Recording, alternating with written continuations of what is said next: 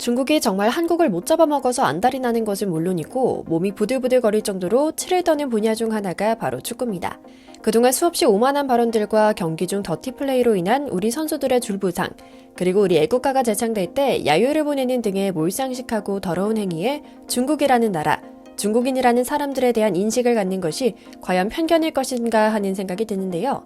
미세먼지 등 자연환경부터 먹을 것으로 장난치는 일 등등 생활 곳곳에서 이미 안 좋은 사례가 차곡차곡 쌓인 데다 한 번씩 있는 스포츠 경기에서 보여주는 이른바 똥매너를 보면 정말 속상하고 화가 나죠. 정말 중국전은 한국 선수들과의 실력 차이를 동시에 매너와 스포츠 정신 면에서 팬들 모두에게서 느낄 수 있었던 기회였던 것 같습니다. 정말 다행히도 중국 대표팀 감독이 단단히 경고해둔 덕분이었는지 해외 시선을 신경 써서인지 무리한 태클로 우리 선수들을 다치게 하지 않았고요. 하지만 전체주의와 민족주의라는 게 정말 무섭구나 하는 걸 느끼는 경험이기도 했습니다. 팬들이 무섭고 추접스러우려면 이렇게까지 될 수도 있겠구나. 빨간 바탕에 노란 별이 있는 국기 쓰는 나라는 무조건 걸러야겠구나 하는 생각이 물씬 들었죠. 이뿐인가요? 최근에는 중국 축구의 자존심 우레이가 중국 언론과의 인터뷰에서 조선족 때문에 졌다는 창의적인 발언을 내놓으며 중국 안팎의 논란의 중심에 서게 됐습니다. 오늘은 바로 우레이와 한국의 설전과 악연에 대한 이야기 이모저모를 전해드릴게요. 잠시 저희 광화문 브리핑 구독, 좋아요도 부탁드리고요. 중국 선수들의 한국 축구에 대한 시비는 하루 이틀 일이 아닙니다. 이미 한참 전부터 한국을 타깃해 중국 내에서 인기를 얻으려는 하찮은 시도는 많았거든요. 특히 손흥민에 대한 견제는 정말 어마어마했습니다. 중국 우측 측면 수비수인 자오밍제는 경기 전부터 끝나고까지 손흥민 선수와 한국 축구에 대한 맹비난으로 애국자 칭호를 얻었을 정도라고 하는데요. 자오밍제는 사실 손흥민이 그렇게 무서운 선수가 아니다. 중국 수비수들이 그렇게 만만하지 않다. 손흥민이 프리미어리그 공격수지만 중국 공격수 막는 것만큼 어렵지 않다. 우리 수비수들은 차오윤딩, 유한차오, 마오지안핑을 막던 선수들이다. 손흥민은 저 선수에 비해 쉽게 막을 수 있다라고 말하기도 했죠. 그런데 여기서 손흥민보다 뛰어난 공격수 3인 중 1위는 마오지안핑은 한술 더 떠 역대급 망언을 남기기도 했습니다. 그는 중국 축구를 소림축구라고 부르는 것에 대해 과거 2002 한일 월드컵 당시 한국이 더 지저분했다. 이탈리아전을 생각해라. 한국과 경기를 치를 때는 한국 선수들이 겁에 질릴 만큼 거칠고 난폭하게 하면 된다. 이것도 축구의 일부다라고 주장했는데요. 정말 어처구니가 없게 공개적으로 폭력을 종용하는 발언을 했던 것이죠. 여러분들이 중국인들에 대해 흔히 떠올려보자면 뭔가 근성 없고 투지가 부족한 그런 이미지가 떠오르시죠? 다같이 팀워크 정신을 발휘해 공동의 목표를 이루는 종목에 유난히 힘을 못 쓰는 것도 같은 맥락에서 나오죠. 그래서 그 많은 인구를 갖고도 축구 같은 과격한 종목에선 힘을 못 쓰는 것이고요.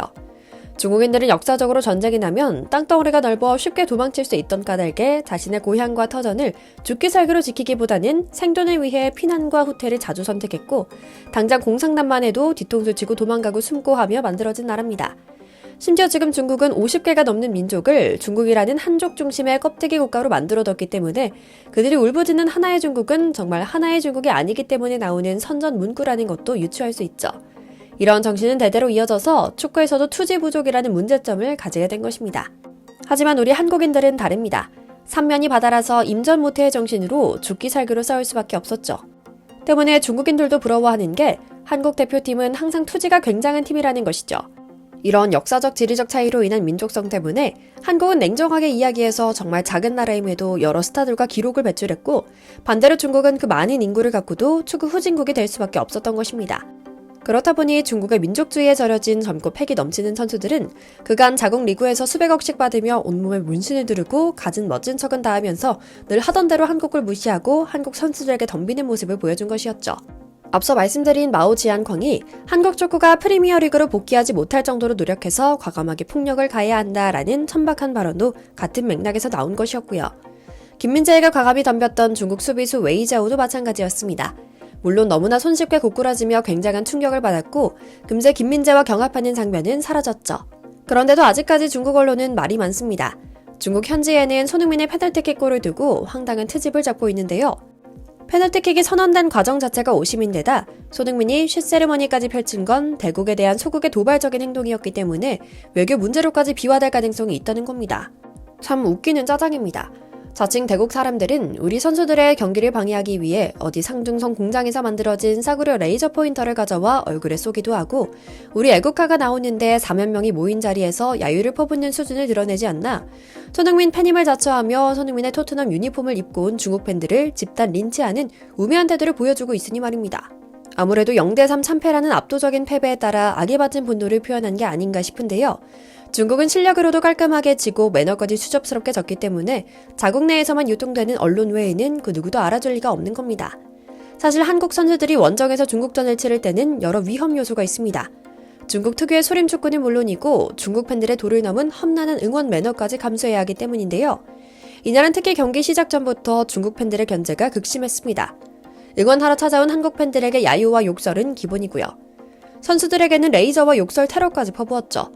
경기를 하는 도중 레이저 공격을 받으면 시야를 방해받아 자칫 부상으로 이어질 수도 있거든요. 뿐만 아닙니다. 이놈의 전체주의 민족주의는 같은 중국인 사이에서도 가차 없었습니다. 중국 축구협회에서 똑같이 만든 짝퉁 발롱도르를 수상하기도 했던 우레이는 자신에게 패배의 책임이 계속 쏠리자 뜬금없는 조선족을 거론하며 추악의 끝을 보여주고 있거든요. 우레이가 말하길 이번 경기에서 우리 선수들의 컨디션은 최악이었다. 비록 누적이 쌓인 시즌 상태에서 체력과 컨디션을 빠르게 끌어올려야 했음에도 불구하고 새로 부임한 체력 담당 코치진들의 케어가 우리 선수들에게는 맞지 않는 옷처럼 느껴졌다. 특히 몇몇 조선족 출신의 코치진들은 한국식 체력 단련법과 마사지를 강조했는데 우리에게 익숙했던 방식과는 많이 다르다 보니 이번 경기에서는 피로감이 빨리 찾아온 것 같다. 이건 나뿐만이 아니라 대표팀 선수들의 공통적인 의견이기도 하다. 비록 한국이 우리보다 뛰어난 실력을 가졌더라도 무리하게 그들을 따라할 필요성은 없는 것 같다.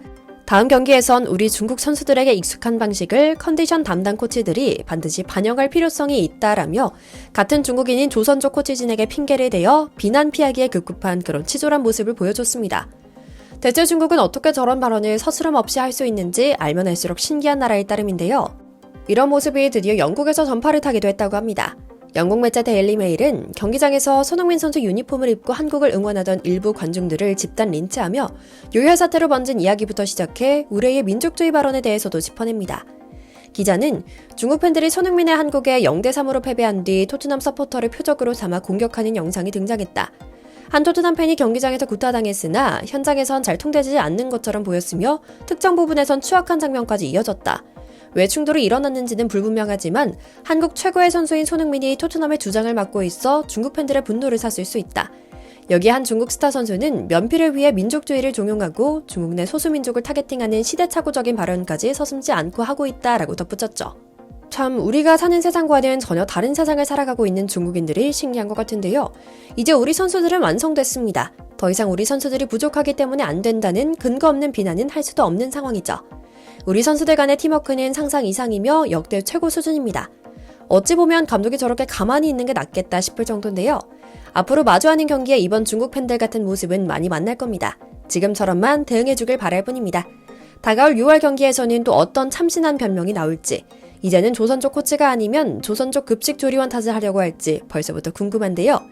우리 선수들의 멋진 매너와 담담한 태도, 큰 그릇에 대한 박수를 보내며 오늘 영상 마치겠습니다. 저희 광화문 브리핑 구독, 좋아요도 부탁드리고요. 시청해주셔서 감사합니다.